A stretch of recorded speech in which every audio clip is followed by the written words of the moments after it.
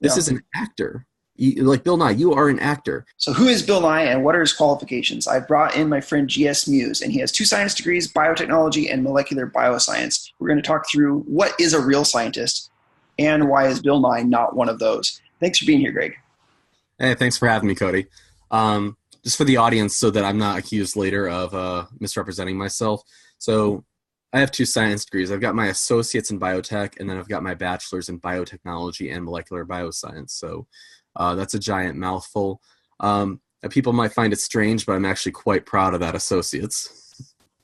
So the thing But is, having been in the science field and worked in a lab, you've written this article and it's already been viewed like more than 100,000 times. It's the top ranked search term in Google. If you go Bill Nye scientist or is Bill Nye a scientist, mm-hmm. you had some things to say about this topic and some people took notice. So Bill Nye, the science guy, everyone's favorite school.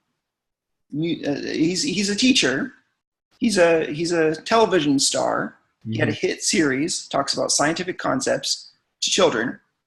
I think we all have fond memories of him, but things have changed in the last 20 years. You know, after he kind of stopped being famous for that show, then he became more famous for something else, and that is for climate alarmism. He became famous for going on the news and talking about how the world, you know, he's more of a political activist at this point, and he believes in catastrophic anthropogenic global warming. He was the star in a lot of people's childhood. So let's talk about Bill Nye's background. So Okay. Bill Nye went to Cornell University.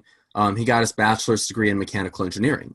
Now, getting a bachelor's degree in mechanical engineering, that's quite an impressive feat. I have a lot of the people that I went to school with got their bachelor's degree in mechanical engineering. That was probably the largest program at the university where I went to. So when I was having trouble with calculus, I had a lot of people to help me out. And so Bill Nye, he would have studied a lot of math. He would have done a lot of physics in order to get this mechanical engineering degree. But having a mechanical engineering degree doesn't make one a scientist. And that's might sound, a lot of people might take pause at that, but generally in science, there's kind of some cultural understandings of these terms. If I go work in a laboratory, I won't generally be referred to as one of the scientists because I only have a bachelor degree. However, somebody with a PhD, they're generally considered to be the scientist in the lab. Now, that's kind of a cultural thing, so there's not really a hard set in stone definition in the dictionary of what kind of degree you have to be a scientist. And people have pointed that out. But I'm going to come back to that in a little bit. So Bill Nye, you know, he gets this bachelor's degree. He goes on later to do comedy. He works for NASA at one point as a mechanical engineer doing mechanical engineer stuff. And, you know, that's pretty impressive. That's a great thing to have on your resume. And then he eventually goes on and he develops this persona of what became known as Bill Nye the Science Guy. And this was a comedy routine at first. So this is him doing stand-up comedy, and this is one of his characters. But Bill Nye the Science Guy wasn't a real person. This was somebody that Bill Nye, the actual person, was playing as a stage character. And later on, he goes on and has this hit show. He does very well, teaches a lot of kids about science. And I'll say personally, I don't mean this as a low blow. I personally preferred Miss Frizzle. But Miss Frizzle, the fictional character from Magic School Bus, is as real of a person as Bill Nye the Science Guy. You know, I'm sorry to say that, but it's true. The only difference is that Bill Nye the Science Guy is played by a flesh and blood actor, whereas Miss Frizzle was a cartoon. So, that's fine. You know, we played Bill Nye.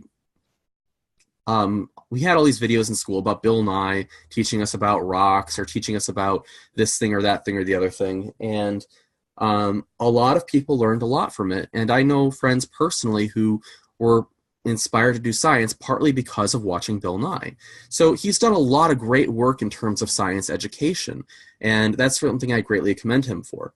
Now, later on, Bill Nye kind of splashed, became famous again because he started making these videos insulting creationists, accusing them of not knowing anything about science.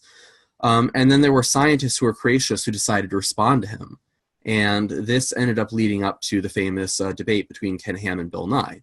Now, I personally think that starting out, Ken Ham did better in that debate, but I think because of the presuppositionalism, I think he let the ball drop in some cases. But I will keep going because I know that's not quite what this video is about. So what ended up prompting me to want to write this article was the way Bill Nye has approached a lot of these topics, and kind of the arrogance and the misqualification in approaching them. One of the key examples was the fact that he went on CNN and he was put next to a gentleman who has a PhD. He's an atmospheric physicist. So this is somebody who spent decades and decades and decades researching climate. He's an expert in climate. He knows how the atmosphere works. And he's arguing that a lot of what we're being told about climate change through the media is not scientifically correct. It's not accurate. And so CNN has him on there, and then they have Bill Nye on next to him, and after this actual scientist gives his presentation, you have Bill Nye, the bachelor's in mechanical engineering guy, saying, "Oh, well, that's all nonsense," and just dismisses it. And I'm like, well, you don't have the authority to dismiss this. This is like somebody with a nursing, or I don't know how to compare this because it's not. I don't know what to compare this to be honest about it, because this is an actor. Like Bill Nye, you are an actor. You are a smart guy when it comes to physics. Sure, you have your bachelor's in mechanical engineering. You've studied a lot of physics. But what we have here is a world-class expert, and then you have this comedian coming on and just dismissing him.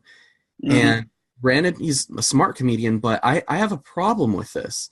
That's like me getting on TV and dismissing something Thomas Sowell, the economist, has to say because I've read a few books about economics. Sure. Yeah, it tells us something about the celebrity culture that we have, where it matters more that you are a comedian and that you have a TV show versus that you have actual claimed knowledge. But what about this? Doesn't he actually have 6 PhDs? This is interesting. So after I wrote about Bill Nye initially, I had I don't mean to speak bad about family, but I had a relative who said, "No, Greg, he has 6 PhDs.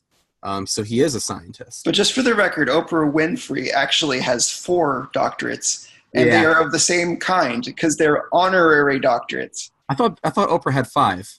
Last I checked, it was 4. I wrote it down in the article too. Now I don't remember what it was. Thank God for the internet, right? But anyway, so Bill Nye's 6 PhDs, they're all honorary PhDs. Most of these are in pedagogy, which is basically the art of, it's a big name for teaching. So he has these honorary PhDs that are meant to commemorate his TV show. So it's like, you did well with this TV show. You got a lot of people interested in science. Come speak at our university for a half hour, and we're going to give you this honorary degree.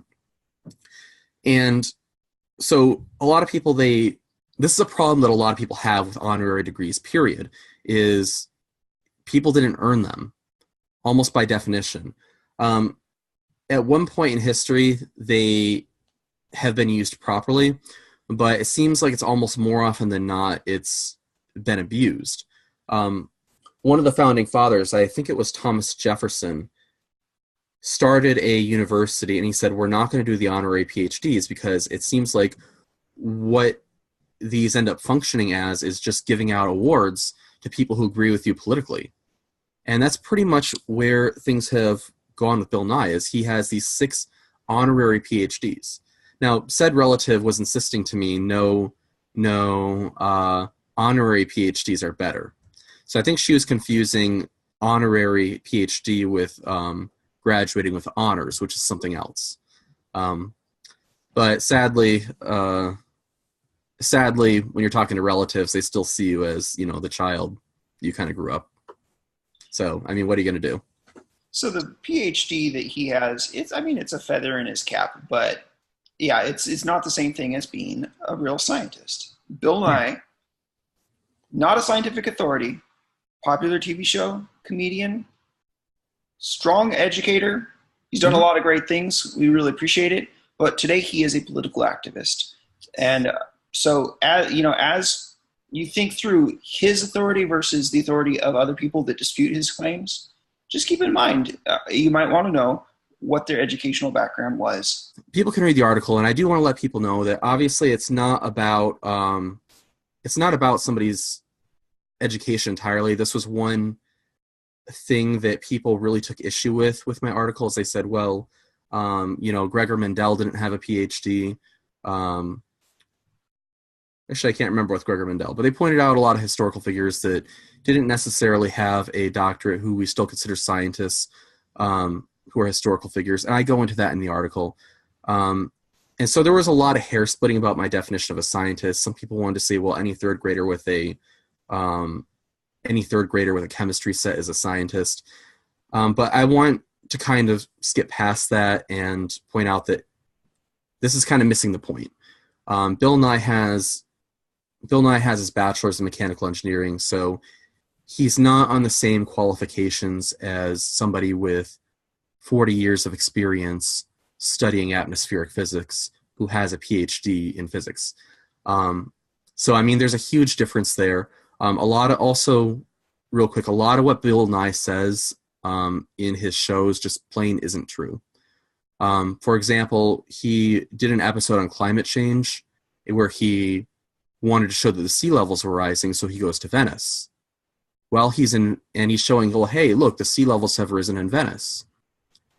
Anyone who knows anything about Venice knows that Venice is sinking. So Venice is not a fixed point. You can't use Venice as evidence that sea levels are rising. And my response to this was partly, do these people not have Google? Does nobody on his team have a smartphone where they could have Googled this before buying a plane ticket and flying to Venice? And real quick, also he's criticized people who are pro-life, saying, oh, well, you guys don't know anything about embryology, and then he goes on to show his ignorance about embryology. So, I mean, it's one thing to have an opinion, and people can have an opinion. People don't necessarily have to be experts to have an opinion. However, Bill Nye is presenting himself as an authority on these matters, which he is not. And so I think that's the important point. I've talked more about this in my videos. I talk about this in the article.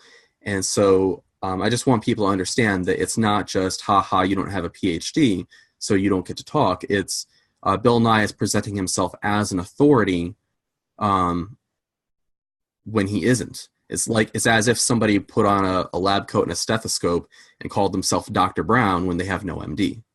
Mm-hmm. So, thank you, Greg. I really appreciate that. And if you would like to learn more about Greg's work, go to youtube.com/greenslug. Slug is spelled with 2 G's. You can also find my work at christianintellectual.com/YouTube and also christianintellectual.com. Greg, closing thoughts. Know that not everybody here believes the Bible. I know not all of the fans who watch this believe the Bible, but there were some words of wisdom from King Solomon that I think that a lot of people can benefit from. In Proverbs 18:17, it says, "The first to present his case seems right until another comes forward and questions him." And so basically what that means is you might hear something from somebody, you might hear a case presented to you, and you might say, well, that's clearly true. We have all of this evidence. But then be open to hearing the other side of things. Be open to saying, hey, I've heard a climate scientist talk about this. Let me hear a climate scientist who might have an opposing view and see what they have to say. I love that. Thank you for your objectivity. And that is something that we all need. We all need to be intellectually honest in our pursuit of truth. Thank you for joining us today. I'll talk to you soon. Thank you for having me, Cody. Bye-bye.